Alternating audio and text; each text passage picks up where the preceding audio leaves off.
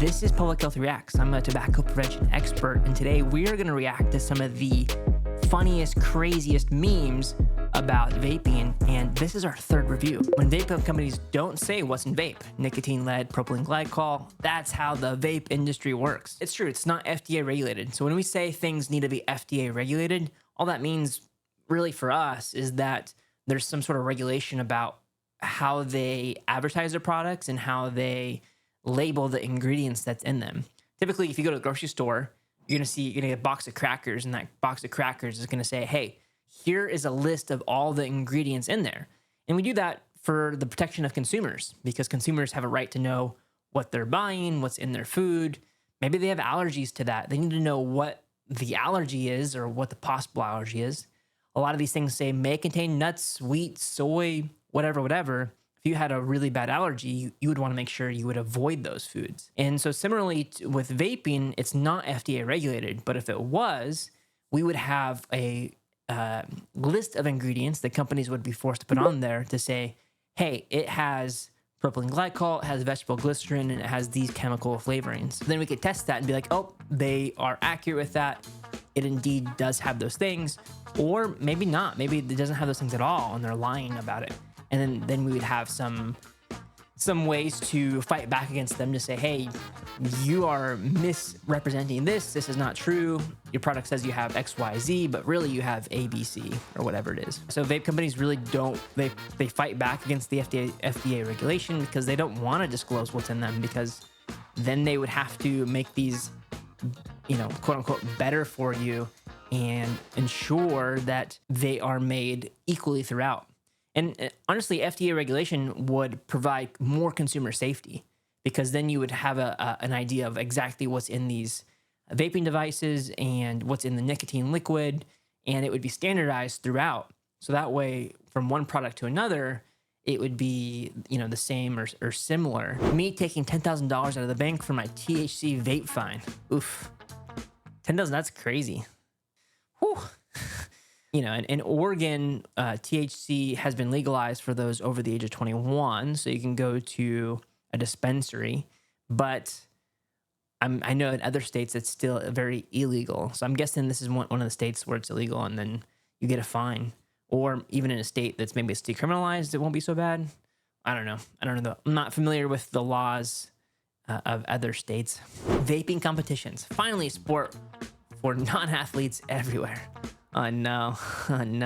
Feel a little bad about this one. I remember actually seeing these competitions when I was a kid and be like, oh, that's so cool. You could do these like smoke rings and stuff. And I wonder if those types of vapes are worse for you, because I know that they mod those things out to get the maximal smoke possible. I assume that, there's been no studies or research on this, but if I had to bet or to guess, I would say those might be much worse for you. In one of the other videos that we watched, we saw a pair of healthy lungs and a pair of unhealthy lungs, and then they went ahead and replicated the cycle of the vape device over several cycles.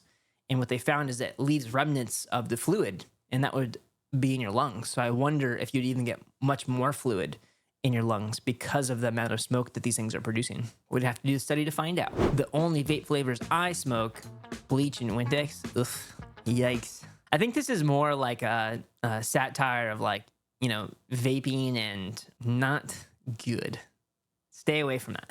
It's not good. What vaping can cause you to look like. Oof. Wow. Meow. I think a lot of that too has to do with, the effects of nicotine withdrawal, and then wanting that next hit of that vape or that next nicotine hit. And it leaves a lot of people really trying to get their next fix. And so that's hard, because nicotine really is one of the most addictive drugs in the world. Vaping still means you smoke. Teenagers getting all upset. Yeah, it's funny. Vaping still means you're aerosolizing these chemicals and you're still consuming them and putting them into your lungs. So tobacco companies really try to heavily market that that vaping is a safe alternative, and then safe alternative gets kind of reduced to safe. And we know that there's no safe vaping product. There's no safe tobacco product. So it is a big issue. It's a big deal. And we are worried about these types of things. Students alike, I've talked with a lot of students who just wish their friends don't vape.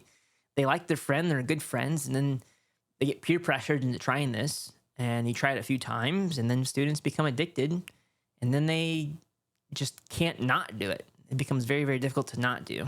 And again, vaping, nicotine is one of the most addictive drugs in the world, especially when you're under the age of 25, when you're still developing. You're more susceptible to addictions than you otherwise would be had you been, out of high school or really past the age of 25. When you and your guy get caught vaping in the school bathroom. Yep. I'm sure there's been a lot of students out there who have been caught vaping. We know that a lot of schools have installed these silent vape detectors. And so they go up in the bathrooms, and when someone vapes in the bathroom, you have administration or teachers getting these alarms on their phones or on their computers that say these vape detectors are going off. And so, these exist. Students know about them, and hopefully that curbs vaping in the bathroom and makes the school environment a little bit safer. But I also worry that if students aren't vaping in the bathroom, then they're just going to vape someplace else. And it's not that I want them to vape. The idea is to get them to not vape at all. And what can we do to support students to not vape? What can we do to help them quit vaping if they're already addicted to nicotine? And how can we inform parents to have these discussions with them? Comfort doesn't die if it reinvents itself. Oh, yeah, that's interesting. So actually in the recent podcast, Allison talks about oral fixation. And, even in psychology, there's the Piaget's developmental stages and cycles. And there's certainly something to do with oral fixation, especially with vaping and cigarettes in general. Something can be comforting about putting something in your mouth, whether it's sucking on your thumb. It's something we could bring up. We could talk about vape companies. You want lung cancer? High schoolers. Hell no. Vape companies. It's mango flavored. High schoolers. Yeah. Again, flavors are a big part of why we think the younger generation are using these devices. We know that if you try cigarettes once, it tastes terrible. It's not fun. It makes you cough. It makes you choke. It's just not a good, it's not a good sensation or a feeling. And so traditional cigarettes are a huge barrier to students starting this. And so if you could eliminate that barrier, which these tobacco companies have done by offering flavored products, then you end up having, more students using these products because you've eliminated a barrier where it was tough to get started because it didn't taste good.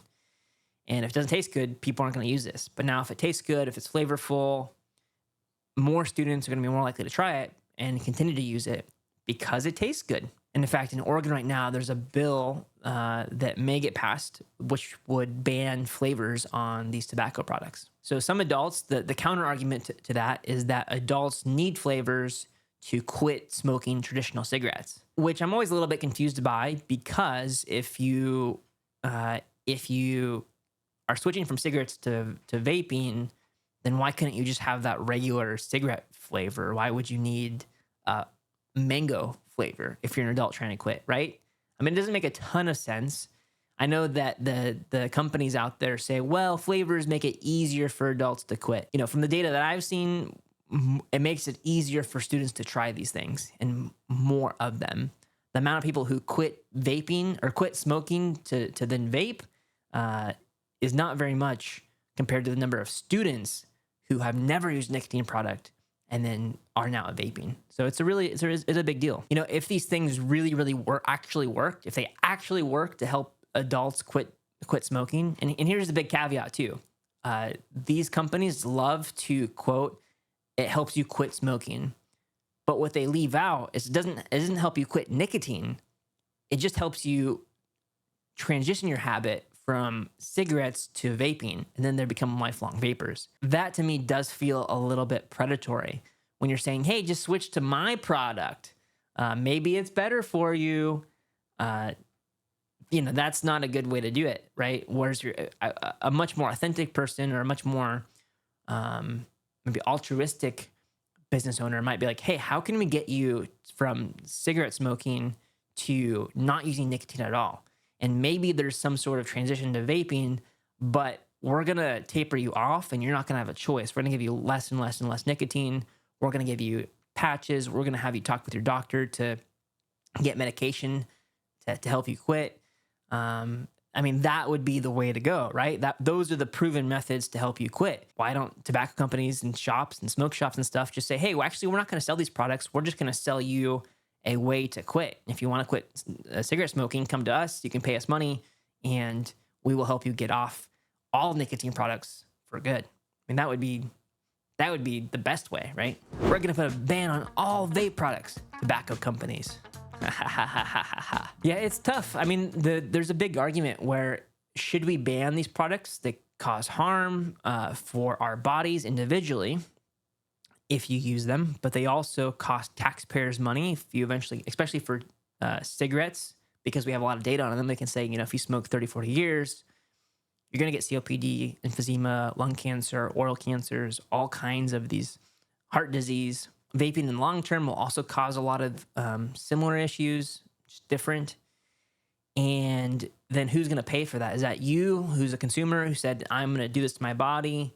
Well, ideally, not necessarily. If you have lung cancer, you probably can't work. If you can't breathe very well, you can't support those bills that it's going to cost to help you out for those treatments. So you're on health insurance, you're on Medicare, you're on Medicaid, you're on, OHP.